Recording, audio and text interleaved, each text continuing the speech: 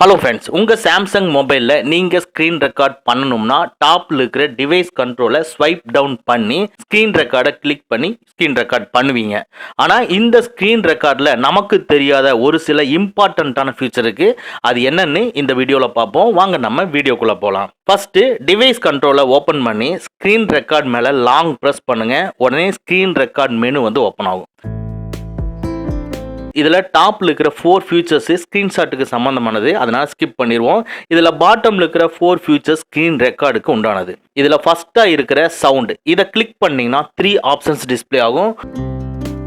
No சவுண்டை select பண்ணீங்கன்னா நீங்கள் ரெக்கார்ட் பண்ணுறது எதுவுமே சவுண்ட் இல்லாமல் தான் ரெக்கார்ட் ஆகும். மீடியா சவுண்டை செலக்ட் பண்ணீங்கன்னா, எக்ஸாம்பிள் நீங்கள் ஒரு வீடியோவை ரெக்கார்ட் பண்ணுறீங்கன்னா அதில் இருக்கிற எல்லா சவுண்ட்ஸுமே ரெக்கார்ட் ஆகும். நெக்ஸ்ட்டு மீடியா சவுண்ட்ஸ் அண்ட் மைக்கை நீங்கள் செலக்ட் பண்ணீங்கன்னா உங்கள் மொபைல் ஸ்க்ரீனில் நீங்கள் ரெக்கார்ட் பண்ணுற எல்லா வீடியோஸையும் சவுண்டோட தான் ரெக்கார்ட் ஆகும். நீங்கள் ரெக்கார்ட் பண்ணுறதை பற்றி எக்ஸ்பிளைன் பண்ணுறீங்கன்னா நீங்கள் பேசுகிற வாய்ஸும் சேர்த்து ரெக்கார்ட் ஆகும். அதுதான் இந்த மீடியா சவுண்ட் அண்ட் மைக்கோட ஸ்பெஷாலிட்டி.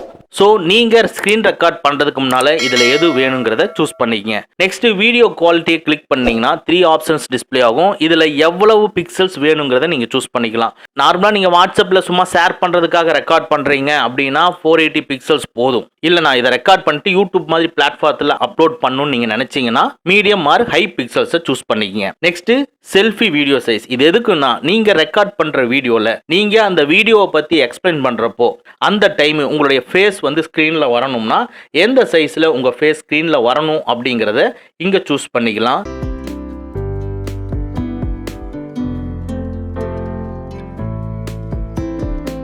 அவ்வளோதான். இப்போ டோட்டலாக வெளியே வந்துட்டு டிவைஸ் கண்ட்ரோலை ஸ்வைப் பண்ணி ஸ்க்ரீன் ரெக்கார்டரை கிளிக் பண்ணுங்க. இப்போ மீடியா சவுண்ட் வித் மைக்கை சூஸ் பண்ணிக்குவோம். பாருங்க, நீங்கள் ரெக்கார்ட் பண்ணும் பொழுது உங்களுடைய ஃபேஸும் டிஸ்பிளே ஆகிற மாதிரி ஸ்க்ரீனில் டிஸ்பிளே ஆகும். ஸோ உங்கள் ஃபேஸையும் காமிச்சு ஸ்க்ரீன் ரெக்கார்ட் பண்ணிக்க முடியும்.